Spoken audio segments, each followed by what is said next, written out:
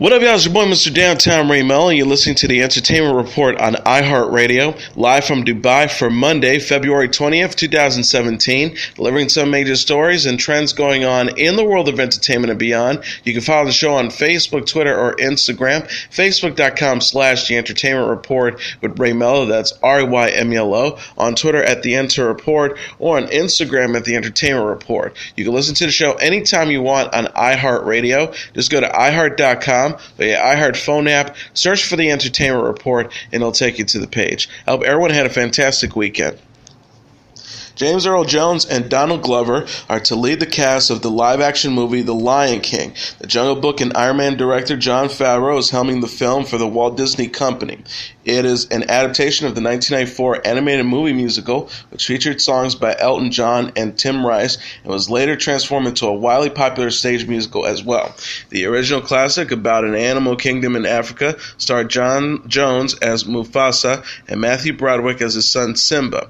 Jones will reprise his character in the remake, while Glover will take over the Simba role.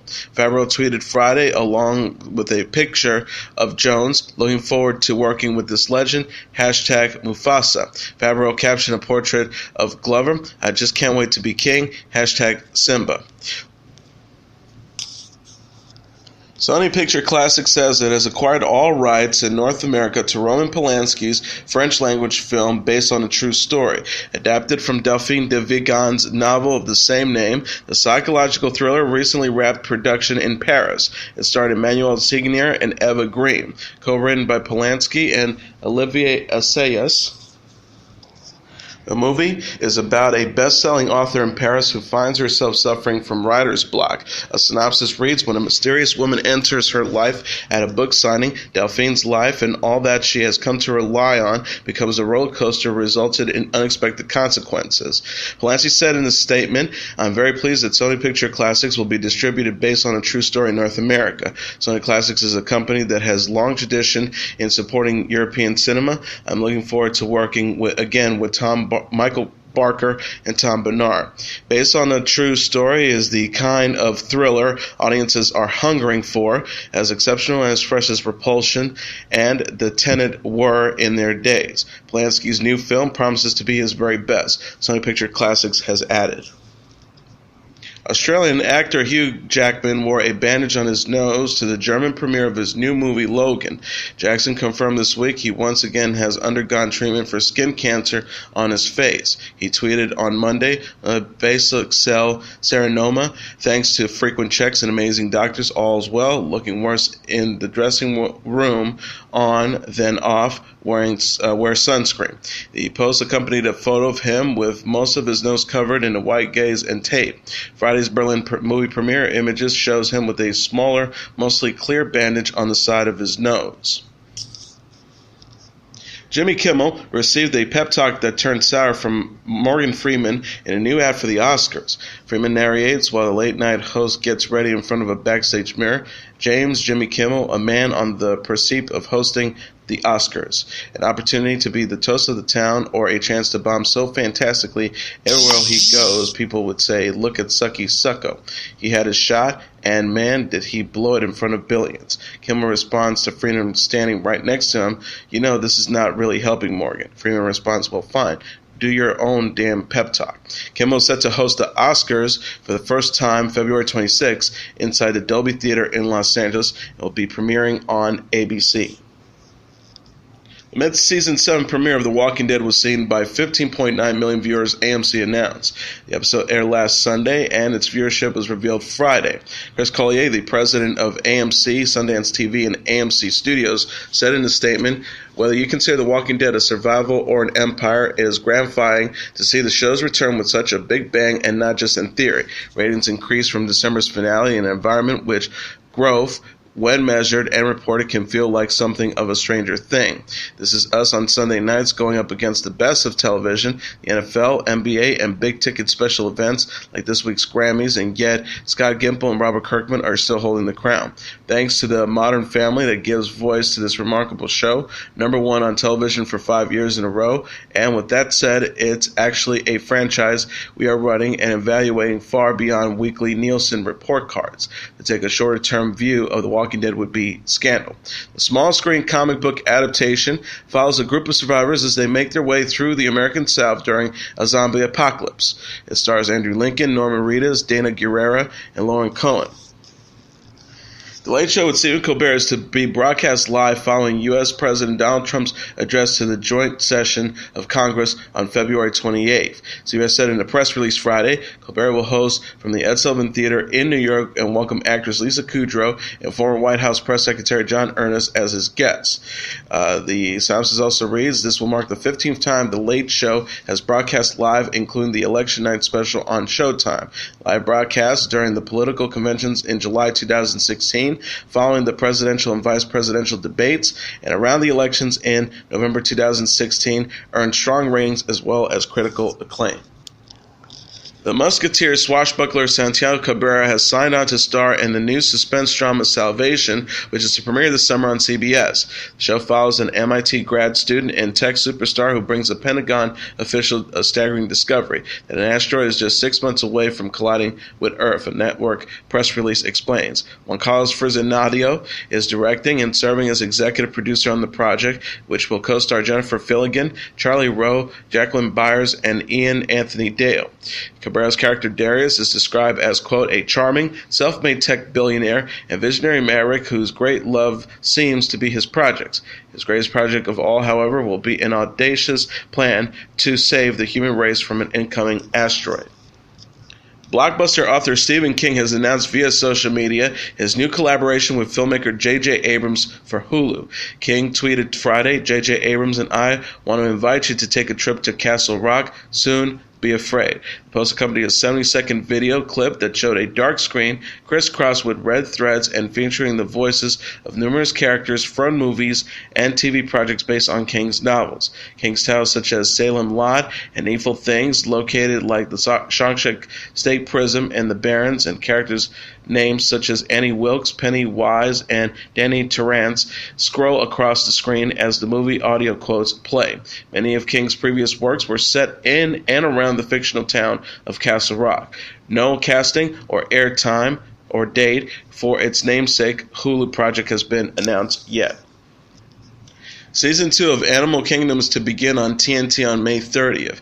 The show about a Southern California crime family stars Ellen Barkin, Scott Speedman, Sean Hasui, Ben Robeson, Jake Weary, Finn Cole, Molly Gordon, and Carolina Guerrera. The sophomore season will consist of 13 episodes. The cable network said in a press release, as the second season opens, the Cody clan is back to their old ways and in the midst of a fun, high adrenaline heist. But when things don't go as planned, the family dynamics become more fractured than ever as some members advocate for independence from Smurf. Adding fuel to the fire is an external threat from Smurf's past that has come back to haunt her. Penelope Ann Miller is to play the lead in Lifetime's MY Prison Break, The Seduction of Joyce Mitchell. The cable network said that the fact-based film, co-starring Meek Watford and Joe Anderson, is to air on April 23rd. The synopsis reads, the movie tells the story of a prison staffer who helped two convicts escape, leading to a fatal manhunt. Comedian Chelsea Handler's talk show Chelsea is to kick off its second season on April 14th, Netflix announced. A press release says Chelsea will stream as an hour-long episode each week, giving her audiences exactly what they want, more Chelsea on Friday nights. Netflix also added Season 2 will have more in-depth interviews, more robust field pieces, more dinner parties, and the opportunity to dig deeper into the subjects that matter to Chelsea most. Chelsea will travel to India, Europe, Washington, D.C., Montana, and more. And, of course, more Chunk and Tammy. British-born actress Kim Cattrall says she has signed on to star in a new television adaptation of Agatha Christie's The Witness for the prosecution because she loved the complicated character of Emily French and thought her story was very well written and interesting. Directed by Julian Gerold and penned by Sheriff Phelps, the celebrated mystery stars Toby Jones, Andrea Riseborough, David Haig, and Billy Howley. The movie, which focuses on the younger boyfriend and judgmental maid come under suspicion after Emily's untimely death is now streaming on Accord TV. Cattrall told UPI in a recent phone interview, "I read the part and I thought, yeah, I can see this working, and I can make it as a different take on an emancipated, strong woman that I've never seen before." She also added, "I spoke with Julian, our director, who was really terrific on Skype, and we talked about some ideas, and one of them was making her a feminist and surrogate and making her this woman who at any other time would be thought of as normal. But in 1923, she would have the right to vote, and she would have a lot of independence and emancipation, but she would still be judged in a very severe way because she was with a younger man, and she wasn't marrying him, and she was bringing them out into society, and all those rules still apply." So I kind of found a way in which was really interesting. I really felt for Emily. She was on the forefront of something she wasn't even consciously aware of. She was this kind of free spirit. She's terribly lonely. She's very privileged. She can vote. She has a home of her own, and she lives with this maid, and it's such a punitive relationship. It's almost like whatever happened to Baby Jane with the housekeeper and Emily. But I just found it was very well written and interesting and dark, which I really like as well. The actress went on to say that she relishes the chance to play such a complex and vulnerable woman. Laverne Cox is breaking new ground for network television, says the co-creator of her new legal drama Doubt. Tully Phelan said in a recent teleconference with reporters her character actually has an ongoing love story that happens through the 13 episodes. He also added, "I believe that Laverne is the first transgender actor who's a series regular on a network show, but I also think that this love story also is something that people haven't seen before, and it's funny and sexy and funny and touching, and all the things that great love stories are." Doubt airs Wednesday nights on CBS. Cox is best known for her work on Netflix's Orange is the New Black and in Fox's Rocky Horror Picture Show movie musical. Jennifer Garner will reportedly move forward with her divorce from husband Ben Affleck. The 44-year-old actress is gearing up to officially file for divorce from Affleck, according to Us Weekly, after announcing her split from the Live by Night star in 2015. Sources told the magazine, "No matter what happens, Ben and Jen are committed to raising their family as one unit and will continue to do so as it has worked for them. They are both committed to their family." Garner and Affleck confirmed their intent to divorce in June 2015 after 10 years of marriage. The couple share 11-year-old daughter Violet, 8-year-old daughter Serafina, and 4-year-old son Samuel. The pair said in a statement at the time, "After much thoughtful and considerable consideration, we have made the difficult decision to divorce. We go forward with love and friendship for one another and a commitment to co-parenting our children, whose privacy we ask to be respected during this difficult time." Garner and Affleck have pulled on a unit front since announcing their split, causing some to speculate that the couple would ultimately reconcile. The actor had noted nothing but praise for Garner in Times Talk interview in December. He shared, "In my career or otherwise, the most defining moment of my life is the birth of my children, the entrance of my children in the world." The star said, "Jennifer is the world's greatest mom," before adding, "It's a joy to hang out with our kids. I think the meaning of life is to make good people." George Clooney's mom spilled the beans on the sexes of the actor's unborn twins last week. The 55-year-old actor's mother, Nina Clooney, says Clooney's wife, Amal Clooney, is pregnant with a boy and a girl, according to an interview with Vogue published Thursday. Nina told the magazine, "It will be one of each, yes, a boy and a girl. That's what I've been told. How marvelous. My husband and I are excited." The talk host, Julie Chen, had announced last week that George and Amal are expecting twins in June, although the couple have yet to publicly comment on the pregnancy. Sources told People magazine the pair did share their happy news with their families. An insider says Amal has let everyone in both families know quietly. They are all very happy. Clooney's friend and frequent co-star Matt Damon confirmed Wednesday that the actor and Amal are expecting. He told E! News he didn't expect Clooney to ever have children until the star met Amal. The 46-year-old actor says, "After he met Amal, yes, I thought he would have kids. I wasn't surprised when he told me. I'm extremely happy for him and for them." He added, "Once he met her, I had a feeling that was in the cards. It wasn't a question for many years. It was a total non-starter if he would ever start a family. Once he met her, everything changed." George and Amal married in Venice, Italy in 2014 after more than a year-long engagement. That to be will direct Damon in the new movie Suburban Con and will appear with the actor in Ocean's 8. Bijou Phillips announced that she is in need of a kidney transplant. A rep for the actress told People magazine in a statement Thursday, Bijou was born with small kidneys and has been quietly dealing with kidney disease for the last 5 years, including being on the transplant list. The statement continues in an effort to heal her body. She has led a stress-free life with a vegan diet, which eventually wasn't enough, and she's been privately having dialysis. She recently found out that one of her friends is a match and is optimistic that she will have a transplant soon.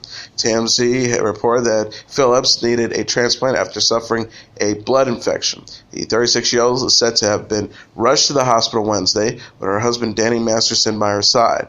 The site notes that she is in stable condition. Phillips and Masterson, who married in 2011, share a 3-year-old daughter Fiona Francis together. The 36-year-old was last seen in 2013's television movie Raising Hope. Reality star couple Rob Kardashian and Blac Chyna have reportedly split once again. The 29-year-old soccer model and 28-year-old model who share 3-month-old daughter Dream recently ended their engagement for a second time, according to People. Sources told the magazine the wedding plans are off. They're both trying to be mature about it. It was less dramatic this time. Another insider says Chyna's super fed up with Rob and thinks he's way too emotional and depressed. She thinks he has terrible issues. He's always battling with his own insecurities and is unstable. It is a major turnoff to her. Us Weekly reported Kardashian and Blac Chyna's relationship has been on the rocks since their highly publicized split in December. Sources said that the pair are now living separately, with Kardashian remaining in the family home. Insider says it's the same, with her yelling and screaming about how his family doesn't like or support her and his insecurities. The Rob and Chyna stars have reconciled over the holidays after splitting in mid-December. The pair seems the happy couple while bringing Dream to her two-month checkup and while celebrating their 1-year anniversary in January. The new dad wrote at the time, 1 year down, LOL, woohoo, happy anniversary, baby. Kardashian and Blac Chyna got engaged in April after 3 months of dating and welcomed Dream in November. Rob and Chyna, their E! Reality series was renewed for a second season the next month. Chrissy Metz says she's okay with Chris Sullivan's This Is Us Fat Sue. The 36-year-old actress defended Sullivan, also 36, on Thursday's episode of Watch What Happens Live, following news that the actor wears a fat suit to play Toby on the NBC series. Metz told host Andy Cohen, "We tested a lot of gentlemen who were bigger, and I get it. People think the authenticity is kind of ruined by that, but Chris has been heavier, so I think he understands the plight of being overweight." She asserts he was the best man for the job. People wear prosthetics all the time. This happens to be weight as opposed to like a nose or chin. This Is Us star Susan Kelechi Watson had told Us Weekly in January that Sullivan wears a fat suit on the show after he was spotted looking much slimmer off set. Metz herself wore a fat suit to portray Barbara on American Horror Story Freak Show. The actress confirmed to Cohen, "I wore a very large couch, basically a prosthetic suit. It's just kind of the name of the game." Steve Irwin's son Robert Irwin stopped by The Tonight Show Thursday alongside a collection of furry animals to share.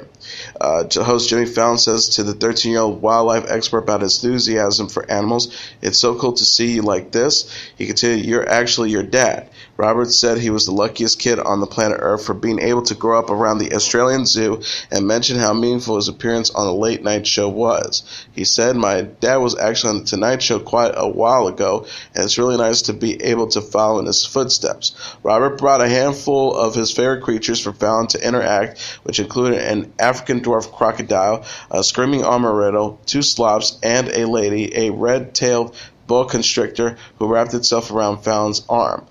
Robert's older sister, Bindi Irwin, commented on the segment on Instagram alongside a photo of her brother and their father from their Tonight Show appearance. She wrote, "Tears in my eyes, so proud of @Robert Irwin Photography. You're more and more like Dad every day. I'm forever thankful to be your sister." Mom-to-be Hannah Jeter showed off her baby bump on the red carpet Thursday. The 26-year-old model attended the 2017 Sports Illustrated swimsuit issue launch in New York after announcing she's pregnant and expecting her first child with husband Derek Jeter. Jeter flaunted her growing belly in a form-fitting sequins black dress with an asymmetrical neckline and thigh-high slit. She told fans Monday in an essay for the Players Tribune that she and Derek are expecting a daughter. The model wrote, "We want our kids' lives to be as normal as possible. They're going to be born into such an extraordinary situation. They're going to have to be some strong little people." She added, "Derek and I will want our children to understand that the lives they've been given are so fortunate in so many ways. We want them to learn to help others and to care for others and to give back to the world." Jeter later said in an interview with People that she and Derek will have some brainstorming to do on their daughter's name. She says that she and the 42-year-old retired Major League Baseball star are looking forward to welcoming a girl. The model said of the former New York Yankees star, "Ideas for names. I don't like anything now that I'm hearing, but that's probably because I'm just a little emotional hot mess lately. So everything I'm like, I can never name her that, so we'll see." She also added, "Derek and I both have 2 nephews right now whom we absolutely adore and we spend a lot of time with, so I'm really excited to buy all the girly fun stuff because we've been buying boy things for years." Logo has announced the premiere date for their upcoming Madonna-themed documentary Strike a Pose. The feature, which made appearances on the Berlinale and Tribeca film festivals and visits a set of dancers who worked with the pop star on her Blonde Ambition tour 25 years ago, will debut on the network starting April 6 at 9 p.m. Eastern Standard Time. The film, directed by Esther Gold and Roger Swan, is said to contain old footage from the tour, including never-before-seen images and details of how the collective unwittingly become icons for gay rights and sexual freedom. The vice president of Logo Documentary Film, Tax Paxton, said in a statement, "These 7 dancers from the Blonde Ambition tour inspired a whole generation. From the halls of the ballrooms to center stage, their bold self-expression was a true pop culture inspiration. We're proud to showcase the men behind the woman and to stir the next generation of leaders and tastemakers in the LGBTQ community." Originally, the dancers appeared in Alex Keishman's 1991 documentary Madonna, Truth or Dare. They include Oliver Crumbs III, Carlton Wilburn, Luis Camacho, Salem Slam Ganowans, Kevin Stia, Gabriel Turpin, who died in 1995, and Jose Gutierrez. Justin Bieber is under investigation by the Los Angeles County Sheriff's Department following an incident that took place at a restaurant. The Sheriff's Department noted to Entertainment Tonight in a statement to confirm that an investigation was ongoing. There's an open investigation where someone inside the establishment called and said that something happened with him outside. According to TMZ, Bieber allegedly headbutted an unidentified man at a pre-Grammys party Saturday at an Italian eatery, Serafina, at 2 a.m. The site, referencing eyewitnesses, reportedly that the pop star was fighting with former That's So Raven star Kyle Macy when he confronted someone about deleting a video they had filmed of the moment. Bieber allegedly headbutted the man, and the authorities were called. The alleged victim is said to not want to press charges against Bieber. Law enforcement have said they have yet to speak to Bieber and have not determined if he was involved in the battery case. A rep for Serafina has released a statement to deny that anyone from their staff was involved in the incident. The Director of Public Relations for Serafina, Carolyn McBride, says, "We know very little about the alleged incident at Serafina's Sunset with Justin Bieber, but we can assure you that nobody from our staff was involved, nor did we call the police. We always have pleasant experiences with Mr. Bieber whenever he comes to Serafina." In November, Bieber was reportedly to have punched an overzealous fan in the face in Barcelona after the fan stuck his hand inside the window of Bieber's face. Lance Bass says NSYNC is putting together a reunion and a special album re-release on vinyl this year. Bass shared with Entertainment Tonight recently, "We're coming out with a really cool vinyl edition of our Christmas album because it's coming up on the 20th year of that, 1998's Home for the Holidays album." And he said, "And we're going to be getting our star on the Hollywood Walk of Fame this year at some point." He said of himself, Justin Timberlake, Chris Kilpatrick, Joey Fatone, and Jay-Z Chazé. The singer said, "We 5 guys, so For us to make a decision about anything is really hard, so we just needed to do it. So hopefully maybe around Christmas time, it'll be fun to see everybody again. Bass also said that the boy band is still close to this day.